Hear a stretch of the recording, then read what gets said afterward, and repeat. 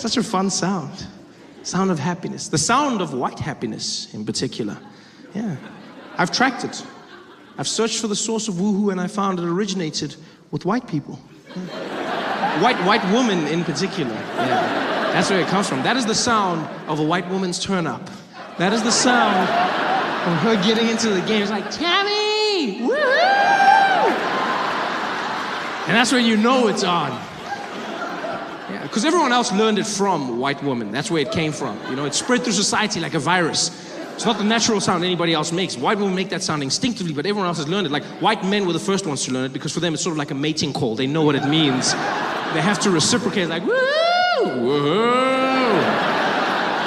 But everyone else had to learn it. It's a natural sound for them, but for nobody else. Like, black people woohoo, but it's not the natural sound black people make for fun.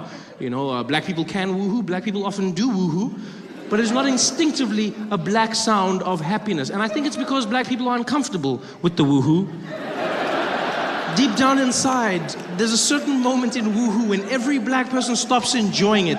There's just a moment when, and maybe this is just my personal experiences, but I feel it sounds eerily similar to a police siren. There's just a moment where it stops being fun. It's just that split second where it's like, woohoo, woo, woo, woo, woo, woo, woo, woo, woo. Like, put your hands in the air and keep them there. That's not the sound of happiness in my life. That's not. Although I guess that's why white people do it, because white people love calling the police. So they're probably like, woo-hoo! Oh my God, the cops are here. Party time. Come on in. I thought you'd never make it. Every time I see lightning, I think of the MEC of the Northwest. MEC of Safety and Security. True genius, true comedic genius. Like, we all have our mentors. And, you know, I look up to guys like him. No, because he came out after, what happened was, there was a funeral on the weekend, and what happened was there was a lightning storm, and lightning struck the people at the funeral, and 9 people were killed instantly. There's nothing funny about that. 9 people dead, gone. Nothing funny at all, although it must have been a bit weird, because, like, you know, you're there because someone has died, and then it's a bit awkward now. You don't know if you carry on here or do you... You know, but it's a bit, you don't know. And then you're like, do you put them in? Because there's like, because you know there's going to be like one uncle who's like, no, there's space, put him. I must buy another box. It's just like, you know what I mean? And if you've got like one of those possessive mothers, you know those mothers that love their kids, probably then she's crying and then everyone's like, and then they dead, and then they're like, oh, then she's like, don't you dare! Don't you cry for them. You don't cry for them. You came here for this. You came here, you save your tears and you cry where hey! They freshly dead. You can cry for them next week. You don't, you bring those tears here. But there's nothing funny about it. And so what happened is on the Monday after the funeral, the MEC came out and he held a press conference. And he was there and the journalists had all gathered and it was very serious. And he came out there and the photographers and everyone was there and he said, we have had what have happened on that funeral. Let it be known that we will launch a probe and we will not rest until we know where does this lightning come from. Not rest. His assistant was probably like, up. He was like, we're up. We want to know, where does it come from? I didn't even make the joke. He just said this. I just repeated it to you. It's like, you see, I don't surf. I sit on the beach and I enjoy it from there. It looks beautiful. I enjoy it. And I'm sitting on the beach in Malibu. And it's during the week, so it's really empty. There's just one girl surfing out there, California babe, and she's rocking it, you know. And she's got long blonde hair and tan, looking very fake, and just like, you know, she's riding her board and doing her thing, and all those unnecessary surfing moves that people do, you know. Just stay here, just stay here. There's no need for.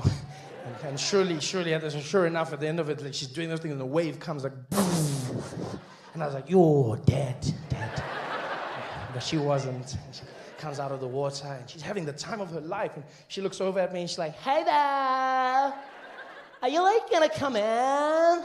The water's, like, super amazing. I said, no, thank you. No, thank you. I'm just gonna sit here. I'm just gonna sit here and watch you. You're very good. Keep it up. She's like, OMG. You talk funny. No, I don't talk funny. You talk funny.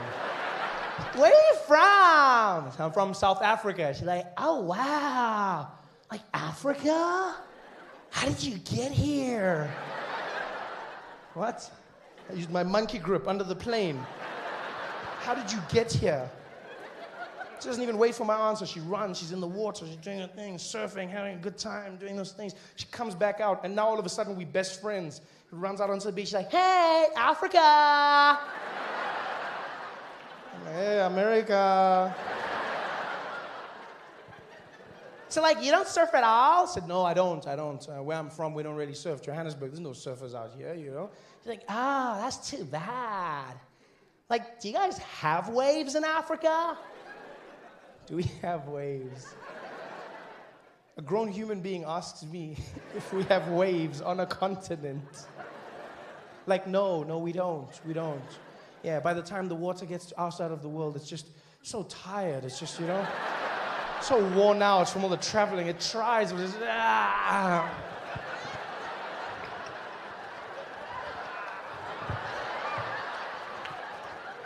Do we have waves? She's brilliant. She says this, and she runs back into the water, and every time she goes out there, it's like she comes back more stupid. It's almost like she's fishing for stupidity out there. It's almost like there is a shark. She's like, yeah, ask him this now, ask him this. Because she comes back, and I'll never forget this. Till the day I die, I will not forget this conversation. She comes back onto the beach, and she stands next to me, and she's taking off her wetsuit, and she goes, so, like, Africa, can I, like, ask you a question? Yeah, go ahead. If you're, like, from Africa, have you, like, ever had AIDS?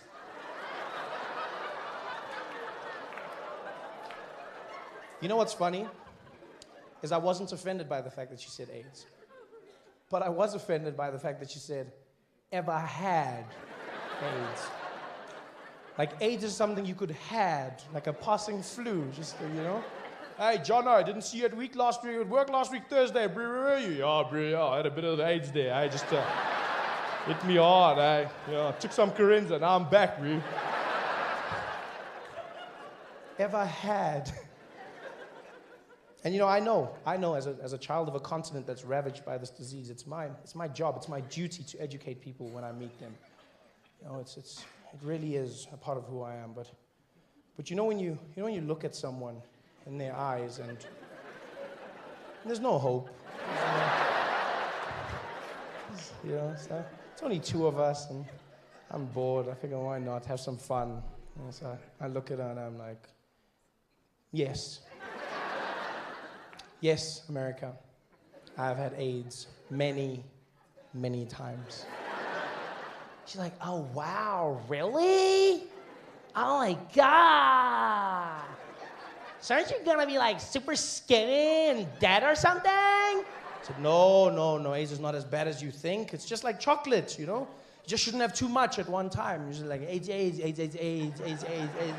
Oh, too much AIDS. Oh. And then you stop for a bit, and then after you're like, yoo, more AIDS, you know, you just chill. She's like, wow, AIDS is like chocolate? I said, yeah, you should try it sometime. She's like, no, that's disgusting. So then if it's like chocolate, then it's gonna get all melty, and I'll be covered in like AIDS chocolate, and I'll be all sticky, and I'll be all dirty. I was like, yeah, then you just take a shower.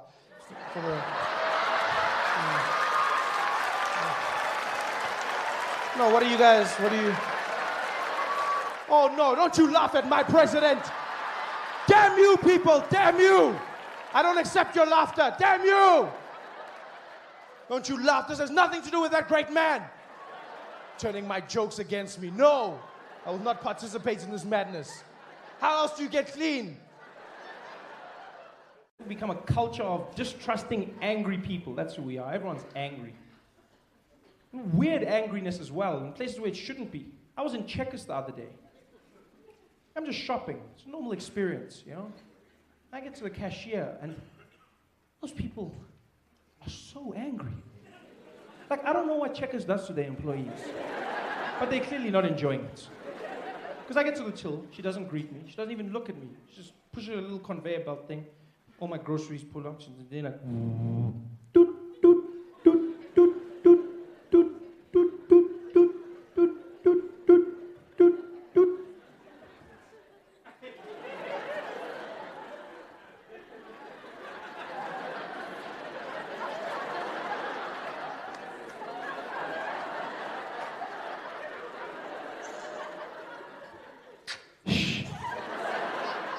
They look at you like your dad invented the barcode.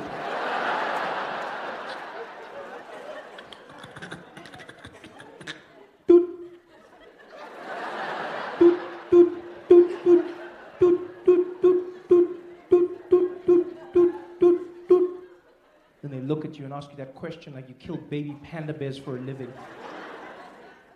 Plastic.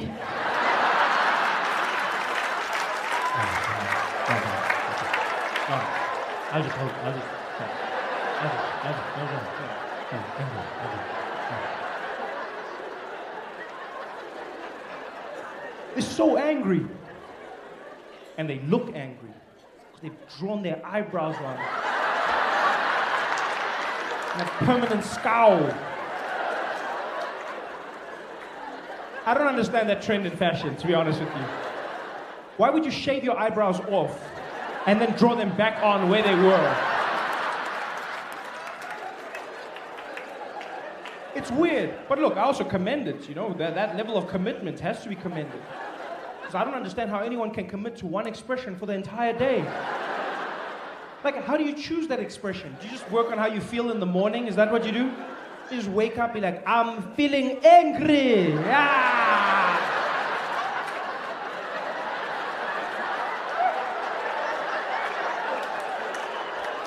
What if something good happens? Something good. You can't even, you'd be like, yeah, Tembi, you won the lotto. Yeah. You don't look happy. I just can't show it. I'll draw it tomorrow. Why would you? I was going out for lunch downtown Los Angeles with a friend of mine. My friend David, he's like, yo, Trev, you want to get something to eat? I said, what should we get? He's like, Mexican food, dude. Gotta get Mexican food. Like, I've never had Mexican. He's like, what? You never had Mexican food? I said, no, I don't have, because we don't have Mexicans in South Africa. They never came over. You know? He's like, yo, dude, you gotta have tacos, man. You're missing out. You gotta have tacos. I was like, okay, let's go get tacos. I don't even know what these things are, you know? We go out. It's not even a restaurant. It's just a truck parked on the side of the road. A taco truck. You know this because there's a big sign above it going, tacos, tacos, tacos. So I'm standing in the line waiting. There's a lot of people. It's really popular. I finally get to the front of the line. The guy comes to the window in the truck. He's like, hey, you want tacos? I said, well, it would be awkward if I didn't. You know? He's like, hey, I don't know. Maybe you just want a Coke or something. I said, no, I wouldn't come here for a Coke. I came for tacos. Give me tacos. It's okay. How many tacos you want? I said, I don't know what they are, so just give me one. So we say, one taco. He's like, one taco coming up. He goes and he prepares it, does his thing, comes back, and he's like, hey, here's your taco, friend. I said, thank you. He's like, yeah, you want a napkin? I'm like, what? He's like, you want a napkin?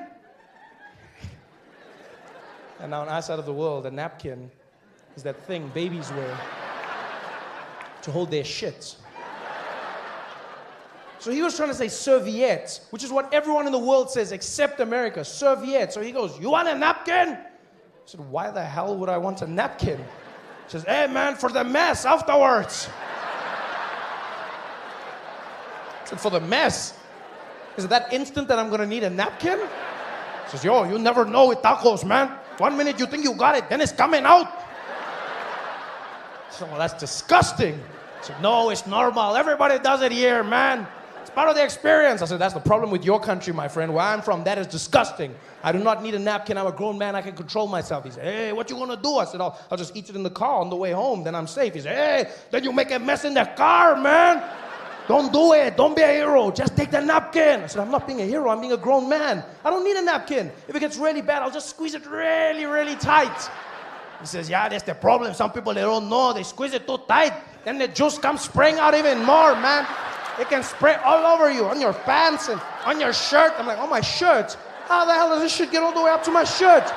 What's this thing bouncing on the ground and exploding up all over? What the hell? He's like, yo, you're wasting my time. You want the napkin or not? I said, I do not want your napkins. In fact, I don't even want tacos. I just came for a Coke. He's like, ah!